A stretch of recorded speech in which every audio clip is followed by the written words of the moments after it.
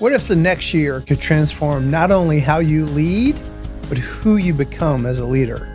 At Tasha University, leadership begins with purpose. Our one-year Leadership Excellence program, built on the mission and expertise of Tasha's collaborative network, equips leaders with the skills, the confidence, and the vision to create lasting impact in their organizations, their communities, and their lives. This isn't just another leadership course. Our 100% virtual program combines expert faculty, mentoring, monthly learning sessions, and a collaborative community that many graduates call life and career transforming. It's an opportunity to discover your purpose, strengthen your leadership, improve organizational performance, and learn alongside a community of leaders committed to making a difference. You've been looking for the next step in your leadership journey? We invite you to learn more. Join one of our upcoming interest webinars where you'll meet our team, explore the program, and you'll discover whether the Leadership Excellence program is right for you. Register today by clicking the link provided below. Tasha University, step into your potential and lead with purpose. Good employers know that health benefits can make or break your business. But while employers are looking out for their employees' best interest, who is looking out for theirs? Sona Benefits is an independent pharmacy benefit manager who partners with employers to optimize their pharmacy benefits while supporting their business goals. But by offering no-spread pricing, contract guaranteed rebates, and the Sona Max program, clients are regularly able to save 20% to 35% off their total drug spend. The result? Pharmacy benefits that improve employees' well-being and employers' bottom line. Welcome to TCNtalks, an anatomy of leadership. We continue the conversation with Tasha Walsh and Darlene DJ Mitsch in part 2, From Zombies to Zealots, Cultivating Passion and Purpose in Healthcare Leadership. And now, here's Chris Comeaux. So as we go to this next segment, DJ, I have a feeling you want to comment into that. I feel like you're kind of chomping at the bit, and we're just talking about how disempowering sometimes some of the regulations in healthcare. And yet Tasha's alluding to, but it's so surprising that people are leaning into their energy. I take it from there. What is it that is so surprising, and how easy, but yet how hard it might be for people to take your work and make a difference with it? You're really good at this, Chris. You're noticing everything.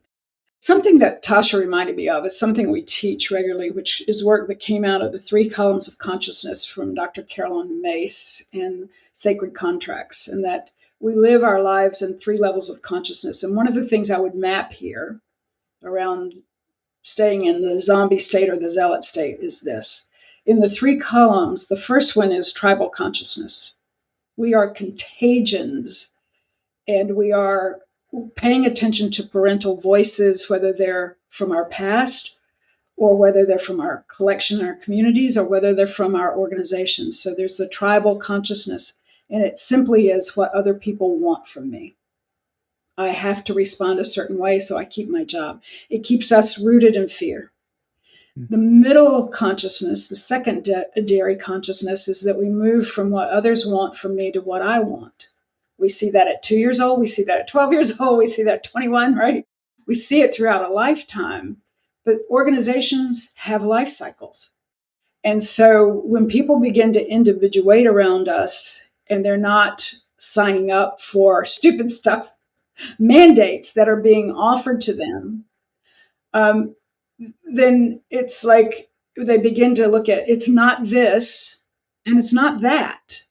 And then they begin to look into the bigger equation. One of the reasons coaching came online is we work in the spaces between these levels of consciousness. And the third level is symbolic. And symbolic consciousness is really what is calling me. What is it that I can no longer ignore? People who sign up to practice medicine spend 35 years in education and in internships and in residencies, and before they ever get out on their own and start practicing. That's a lifetime. People who I've met who work in hospice, including beautiful Tasha and many like her, this is a calling. It's something they could not do. It's symbolic work. And so what happens when you bring them back into tribal consciousness is there's such a disconnect between what wants me, what I want, and what they want. And it's hard to keep going back and bumping up against what others need and want from me is the thing I have to pay attention to, particularly when it's stupid stuff, when it doesn't make sense.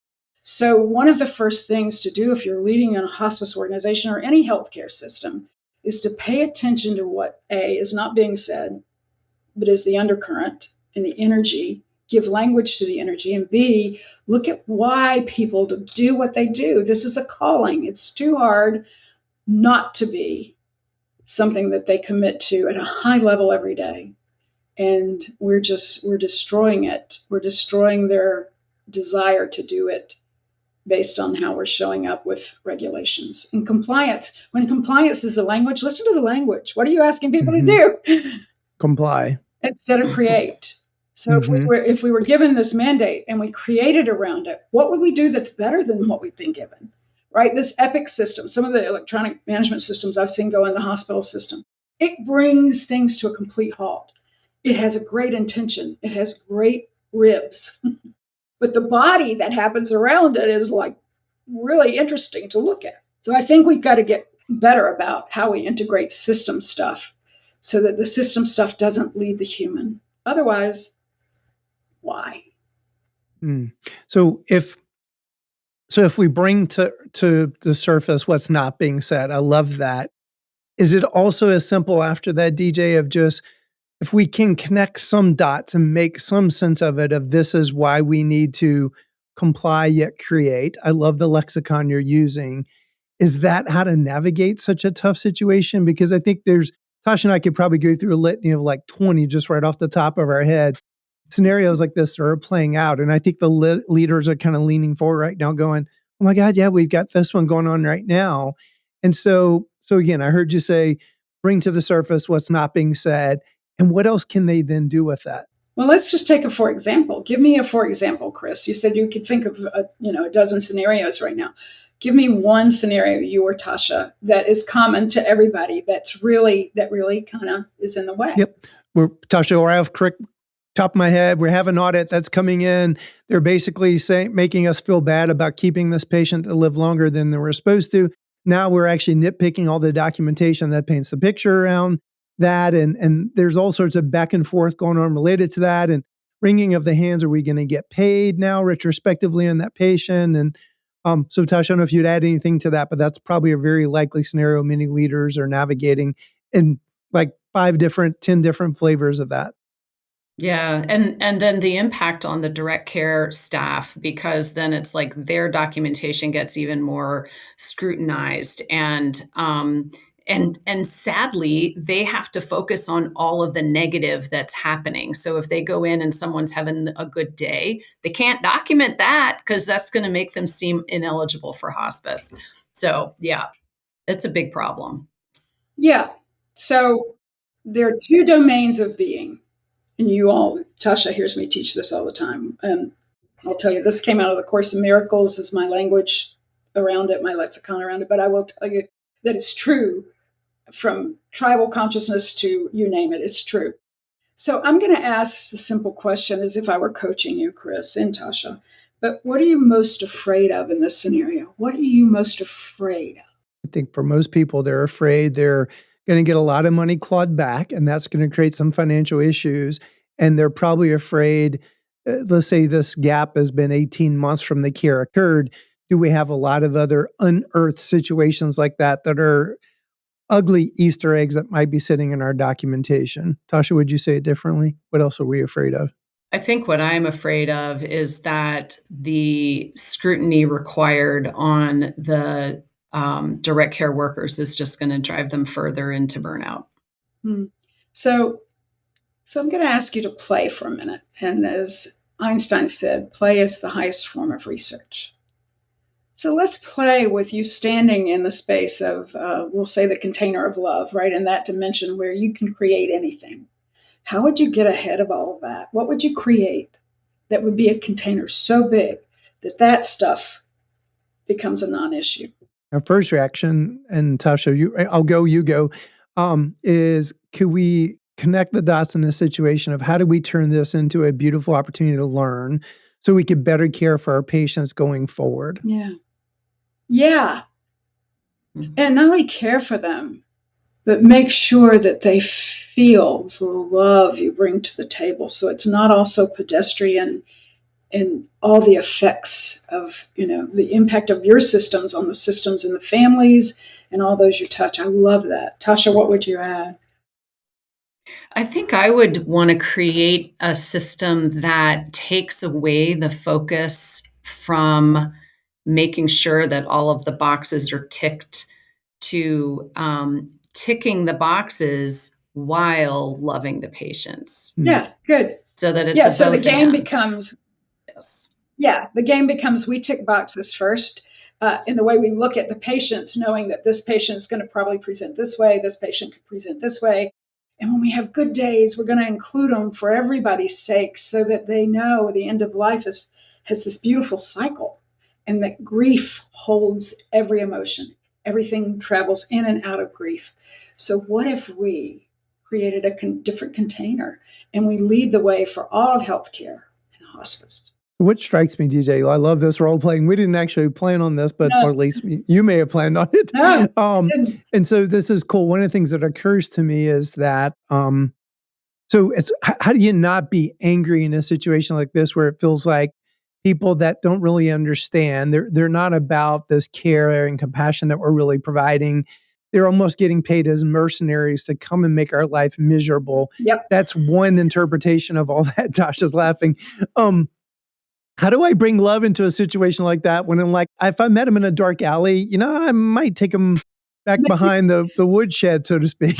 Well, with your military background, I'd be scared of you. Here's what I would say. All emotions have value. Be angry. Be in your rage about some of these things, because until you are, you cannot catalyze what needs to be catalyzed in the system.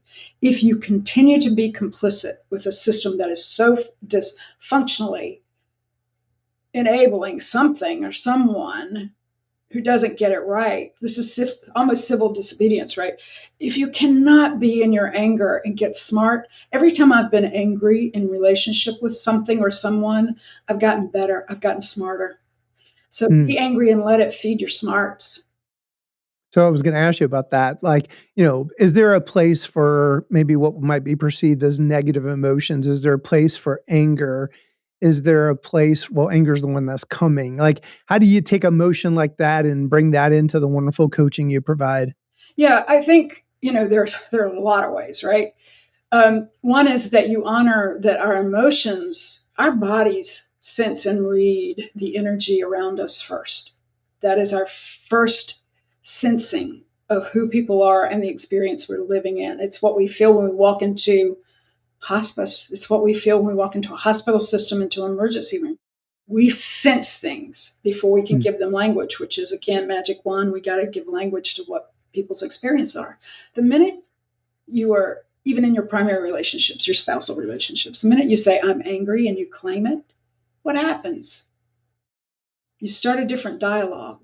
I would say you have to allow every emotion to be a beautiful part of this continuum. It's not stacked, rank stacked.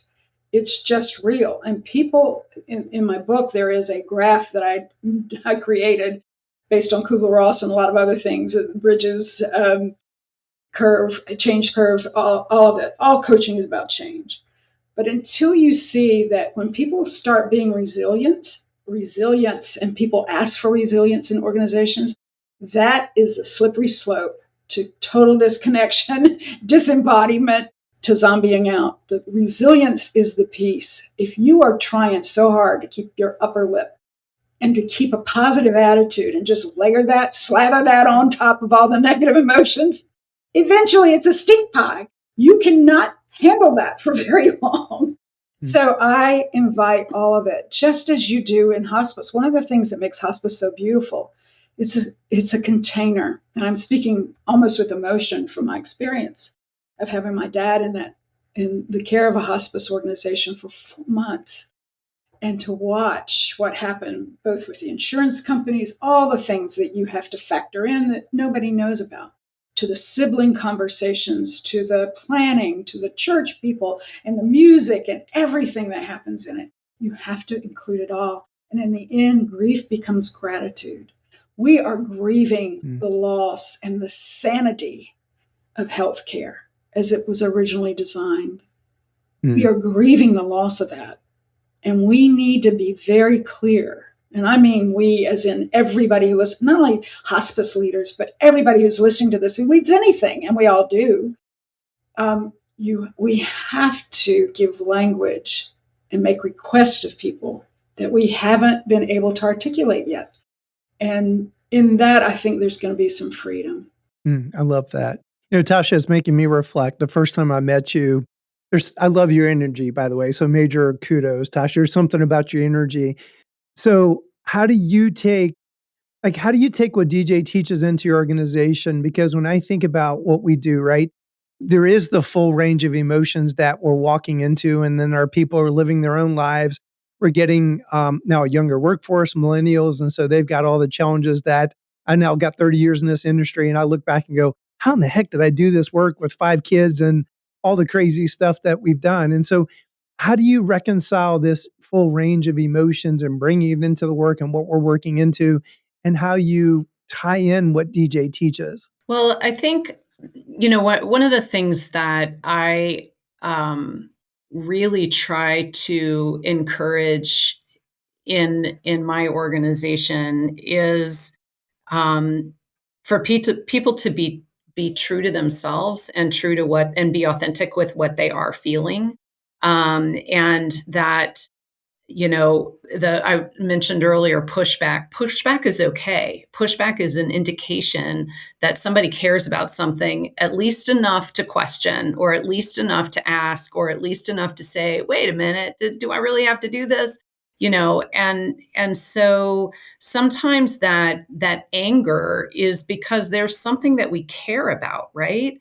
So what is at the core of that? What's behind the anger? And I love the origin of courage is rage of the heart, right? So if you can help someone identify, yes, I am angry about this, and this is super frustrating, and I can't believe my coworker forgot to do this or whatever, or I can't believe the hospital is sending us another emergency referral for someone who's not even going to make it home.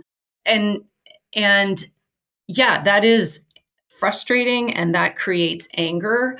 And so what's behind that? What's at the heart of that? And how can we transform that into courage? The courage to take some action, the courage to have a difficult conversation, the courage to allow space for someone else who is having a really bad day.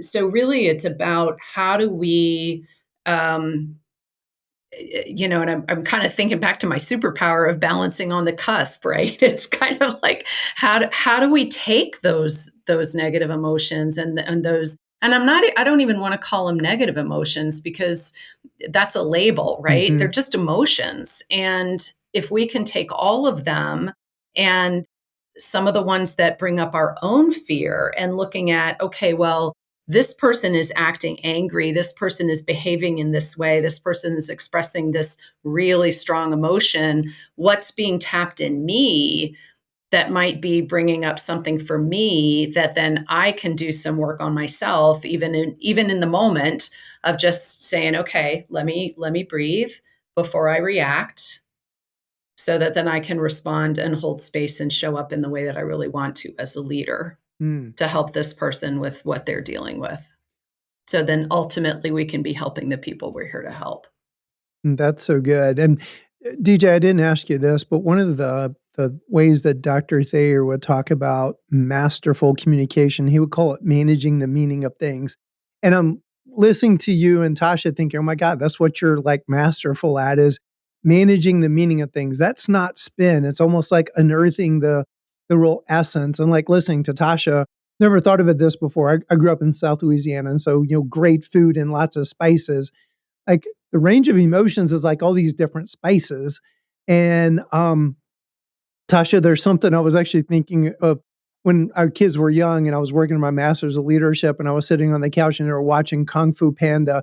And there was this funny scene in Kung Fu Panda where they fire a cannonball at the panda and he takes the cannonball and he redirects the energy and just this masterful. And it's like the hero moment of the story. And I'm hearing you talk about it. It's almost like instead of taking that blunt hit on the emotion, how can you take it and help it in its potential, like where is this coming from, validating it, but then maybe bring it in a better place. Again, I don't know if I'm managing the meaning well, if all of that resonates with you, but these are all the visuals coming to my mind as I'm listening to you two kind of banter back and forth. Is that on point, or would you push back, or would you slightly remanage the meaning in a different way? No, for me, I think that hits really well. And as you were talking, Chris, what I was thinking about is the magic of that energy redirection. For me, I believe has to do with taking a breath and listening, and really listening. And I would add, in martial arts, right, the master is the one that takes the object or the force of the blunt blow and just moves with it to transform it into something else, right? And so it's almost like you're doing that with language. It's you're taking the emotions, you're taking the energy, you're taking what people cannot language and helping them find language and then move it, shift it so that it becomes something that they can see. And once they see it, particularly when they're in symbolic work, they will not give it power over them. The minute we language fear, it loses its power over us. The minute we language rage, it loses its power over us. So I think we need to begin to look at what needs to lose its power over us. And if I were you, I would have meetings around the things that are being pushed back into the organization from government sources or oversight, and begin to ask different questions and to look at what do we need to move with and transform, and what is it that we need to articulate, and can we have a pity party around this for 5 minutes, and then can it be over after we have some time creating how we're going to hold it. So the experiences that you have, you need to honor all of them, including the angst and the feeling that you have of anger and fear, because it's real. But I love that what's underlying all of this is your commitment to a mission, to have people see the end of life as part of a life cycle that is worth reverence and honoring and beauty. Yeah, which is why this is so important. And then also what's occurring to me is some of the unfortunate stuff that's gotten the national press is some of the fraud and the profiteering, which is so other than what we're actually describing, shouldn't even be part of kind of this movement, this field. And I love Tasha's coaching earlier. I'm not going to call it an industry. Mark Cohen, who used to be on this podcast, used to always kind of reinforce that. And I think we've kind of slipped into using that a little bit to describe this broad space. I like better movement or field. Field's probably best because movement sounds like we're still getting it together. There is this amazing body of science behind us. So it is probably more of a field today. Well, let me, one final question for both of you, and I'm going to ask you both final thoughts. One of my favorite leadership principles is culture is really not what the leaders say. It's what leaders repeatedly tolerate, celebrate, talk about. So what leadership behaviors either create zombie or zealots? First, there's such a rich platform here, and there's so many different angles that we can take with the industry and the profession of leadership. And what you're really talking about is a big container. And so I want to honor that. I'm going to go back to something that a friend of mine said on her deathbed. After she had been given 90 days to live and lived for 4 more years to be defiant and to give me insights on what it looked like in the afterlife as she stepped in and out of it. And she said to me, friend, focus, focus, focus. This is not hocus pocus. And in the invitation for that, because we played with each other, even on her way out, what I got was I needed to really be clear.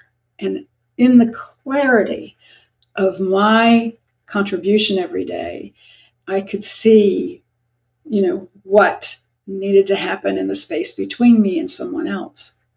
And it was just to really focus, to be present, to hold experiences for people. So I want I want to give you that around it. And there are things to do. What can you do? I think all of us need to hold the space of change agent. We need to hold that what we signed up for is to become, and we say agent, right? When we've been in chemistry classes, we know when we put an agent of something inside a formula, it changes the outcome, it changes the shape of things. I think we need to see what needs changing and to be the agent in the change, and to call ourselves change agents to some degree. That's so good. Tasha, and I'm sure you're going to react. Um, Earlier in the conversation, I can't remember his first segment or second, when DJ was talking about Bruce Springsteen and kind of being a link in a chain. He was talking about different artists. What I just so respect you, and I feel like we're that maybe middle generation. There were the matriarchs before us, and we're in that next link of the chain. And I do get a little worried about what is behind us. And I don't know, it's a thought that came to me when I was listening to DJ. I am very hopeful. I wouldn't be doing this work if I was not hopeful that we are influencing that next generation.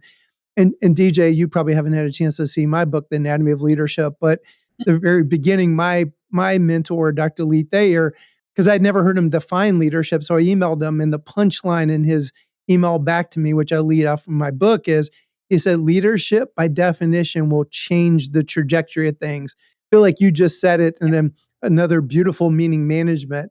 So I just want to call those out, and Tasha, just kind of maybe set the table for you to answer that same question around culture. I think that, for me, culture really is, I don't know how else to say it, honestly, other than that culture is the table that gets set, right? That container. And so really making sure that, as leaders, we have choices, right? I can be the hostess that sets the table and has everything perfect and everybody's got an assigned seat. And, if somebody uses the wrong salad fork or something, then, it's like, or I can open up my home as a host and I can invite people in. I can say, here are the plates. Let's all set the table together, and let's who wants to sit where, and let people choose what they can choose. They may not be able to choose the entire menu, and maybe my forks don't match, but I can set the table in a way that allows people to bring their best self. And whether their best self is really kind of in a bad mood because they didn't sleep very much last night, or whether their best self is that they're all primped up and dressed and ready to party. I believe that as leaders, our job really is to allow for people to have opportunity to live into that, to live into their ability to be their best self. And to me, that's what creating a culture that encourages zealot behavior rather than zombie behavior is really all about. That's so well said, Tasha. And I love that metaphor. Again, you're both masterful with meaning management. And when I asked you the question about kind of like the founders before us, would you say that answer applies to the broader ecosystem we find ourselves in this field as well? Because I bet what you just described is very indicative of the culture you create in your own organization. Do you feel like we have a responsibility kind of beyond that in that broader ecosystem, the field that we're a part of? I do. Yeah, for sure. Yeah, that's really cool. Well, I want to give you both the opportunity for final thoughts. And so, DJ, final thoughts. You've got the air and hospice and palliative care leaders, almost kind of like your locker room talk with them, if you will. I would say just create an environment where people are excited to come to life fully every day. That's all. I love that. I think what struck me in this conversation that I would really like to highlight and just leave is I'm a big fan of the 4 Agreements, the book by Don Miguel Ruiz, and the very first one is be impeccable with your word. Just be impeccable with your word. I love that you said that, Tasha. One of my favorite gifts at all time. My wife had a first edition Daniel Webster dictionary, and my favorite word is integrity. I always joke and say, if they ever ask me what to put on my tombstone, hopefully one day it's that. But that definition of integrity was almost like the way you just described it, which is being true to yourself in every sense of the word. Even like the Hebrew word shalom is like holistic, to be whole, which is a whole journey of this life, and every day kind of living into that more and more. And so again, you guys are just like making my mind come alive and just listening to both the way you use words. It's so cool to have you. And so we could probably go on for a couple hours. Thank you for the work that you're doing, Tasha. I love that you're doing this with your organization. Also, just respect you so much for the work you're doing nationally. DJ, it's been a joy to meet you. I hope we get to stay in each other's world as we go forward also. I am sure we will. It's been my privilege to be here. And at the end of the day, if we look back and say what we're grateful for, today, this was a day maker. It made me come to life fully. So thank you. Well said. Well, to our listeners, we want to thank you. At the end of each episode, we share a quote, a visual. The idea is a brain bookmark. It's to be a thought prodder. Hopefully this one's going to create a whole bunch of thought prodders. But at the end, via this brain bookmark, we're just hoping to further your learning and your growth and thereby your leadership. We're hoping it sticks, kind of like a brain tattoo. Make sure you subscribe to our channel. We're going to include a link to DJ's book as well. Tell your friends, your coworkers about the TCNtalks Anatomy of Leadership podcast. It's easy for us to rail against the world, be frustrated by things. Let's be the change that we really wish to see in the world. So thanks for listening to today's podcast. And here's our brain bookmark to close today's show. Transforming a culture of burnout into a culture of purpose requires leaders to shift language from compliance and control to connection and meaning.